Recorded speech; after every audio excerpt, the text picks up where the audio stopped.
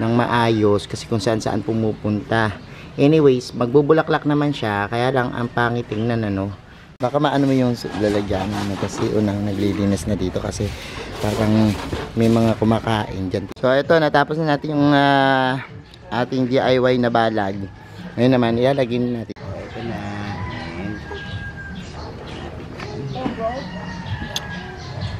So, dali lang natin dito. Hello everyone, this is Hermes Now, Mini Dino Park and Eco Garden, and welcome back sa ating YouTube channel. And for today's video, katatapos lang pong umulan ano, at masayang-masaya halaman dahil nadiligan sila no. Pero kanina, paglakad natin dito sa ating garden, humanap na naman tayo ng gagawin. Alam niyo naman dito, araw-araw merong gawain ano. Ganyan din ba kayo sa inyong mga garden? Yung may araw-araw, meron kayong nakikitang isang bagay na gagawin.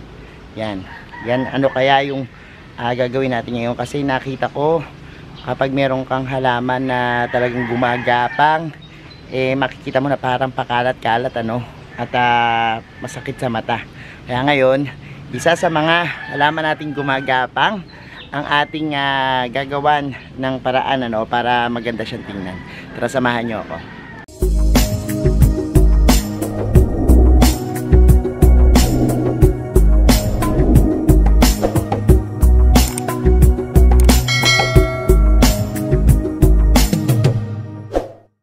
And we're back mga ka-MDP, at ngayon nga po nandito tayo dun sa area ng garden ko kung saan meron pong mga itinanim ako before na butterfly fish or yung blue ternate or yung tinatawag nating puki ng reyna, yun yung minsan tinatawag sa kanila. And tingnan nyo po natin ano, kasi yan, medyo humaba na siya at grabe, parang naging masyado na siyang masalimuot dito sa garden. Ano kaya gagawin natin? Yan, lagyan natin siguro ng trellis o kaya ng gapangan ano. Tara, samahan nyo ako, papakita ko sa inyo na sa background natin. So eto na nga po yung area natin na parang naging tambakan ano, ang itsura.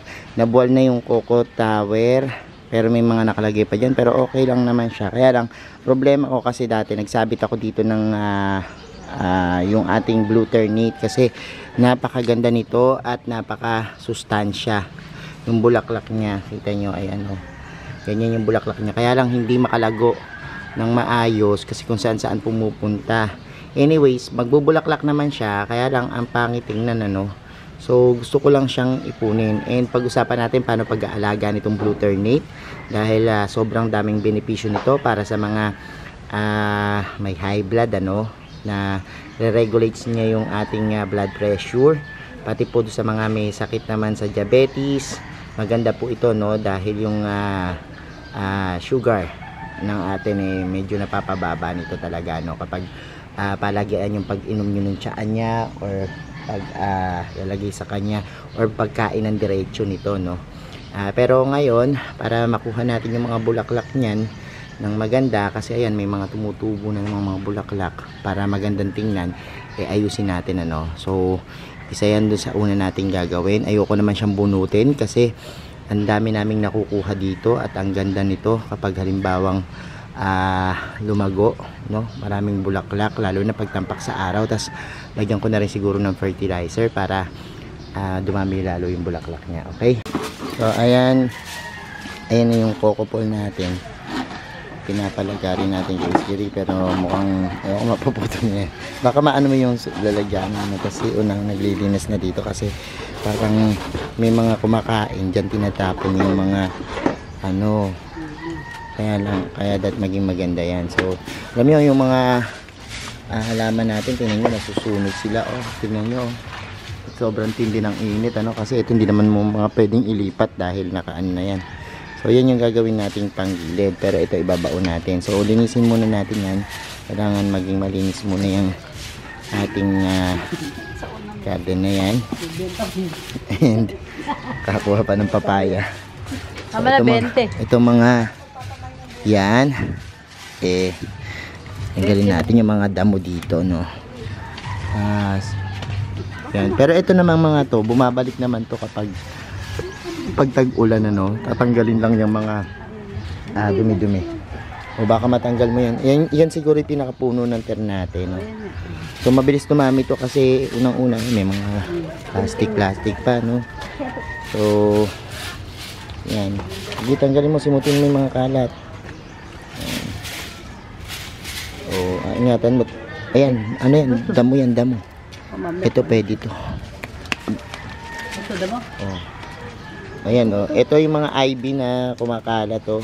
Masyadong ano, tanggalin na natin yan dyan para maganda. Tapos tira yung mga blue ternate kasi ito magagamit natin to sa paggawa ng tsaa natin and everything. Ano ba tong puno na to? Bayan, gupitin mo na yung street. Ito. Tanggalin nyo to, damo. So i-recognize natin yung damo sa blue ternate, ano, kasi sayang. Dami pa naman natin dito mga magaganda. Ayan. Ternate to, blue ternate to. Lang, ayusin mo kasi. Yan. Yan natin. Ito, gupitin nyo na yung mga sunog. Chorba, kaya na. Gupitin mo na ito, chorba. Ito, gupit ka dito. So, ito pa yung mga... Ito. Yan. And, so, ito, tanggalin mo na to. Yan, tanggalin mo na to. Grabe. Yan, para maging malinis siya. Kasi ito, tanggalin mo to. Yung bagging na yan. Ano yan, oh? Ang damo yan, eh. Yan, ganyan sa dulo. So, tingnan natin yan. And, yan, putulin mo na sa dulo yan. Yan. Dito siya napunta sa gilid. Wait lang. Kasi natin. So, wag yan. Baka oh, sige. Ito. Yan, ito. Yan, putulin mo na. So, ayan, linisin muna po namin, tapos pakita namin sa inyo maya-maya ano. So, eto na. Ayan, babaon na natin. Baon mo na dito. Scary boom. Ayan, sa dulo niyan. And, ayan. Kaya bang bumaon dyan? O di sa ibang lugar, kung saan siya pwede. Dito sa damo, dito, malampo.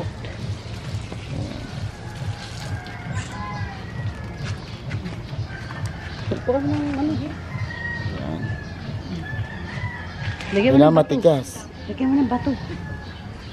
Bato. Diba? Sige, mamaya mo na ikutan yan pag nakakabit na.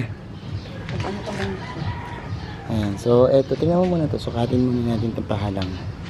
Yung pahalang na yan. Ito na yung pahalang natin. Tapos, hanggang dyan. O, dyan may babaon una. Pagbilit niyan. Dyan una. Iyan mo. Tuwid mo.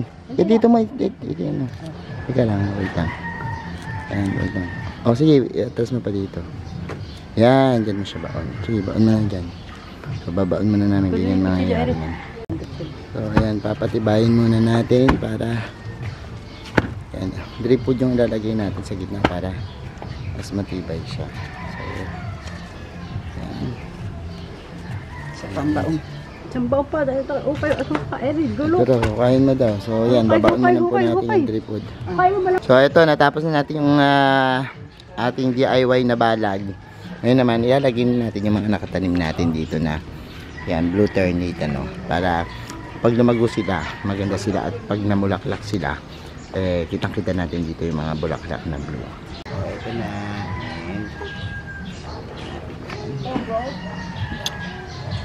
So, dali lang natin dito, ganyan na simple para dyan gapang ating blue ternate. So, madali lang to, and ganyan lang. So, kakabit muna natin lahat yan and mamaya papakita namin sa inyo. So, eto na yung ating butterfly fee. Yan. At, yan. Hintayin na lang natin lumago yan. At pag malago na yan at namulaklak na, papakita ko ulit sa inyo, no? So, madali lang na maalagaan yan. Eto, hindi naman kailangan ng alagang-alaga, ano? Lagyan nyo lang sa part na maaraw. Okay yan. Rain or shine. Pwedeng-pwede na po yan, ano? At, ayan. Kapag natampakin sa araw at lumago, daming bulaklak niyan. Ayun, kita nyo, bata pa lang yun, no? Ang dami ng mga bulaklak. Sige, ano po yung ating ternate, blue ternate na alagaan natin dito sa ating garden. So ayan mga ka-MDP, napanood nyo na po yung ating vlog. Salamat sa inyong pagtutok, araw-araw po.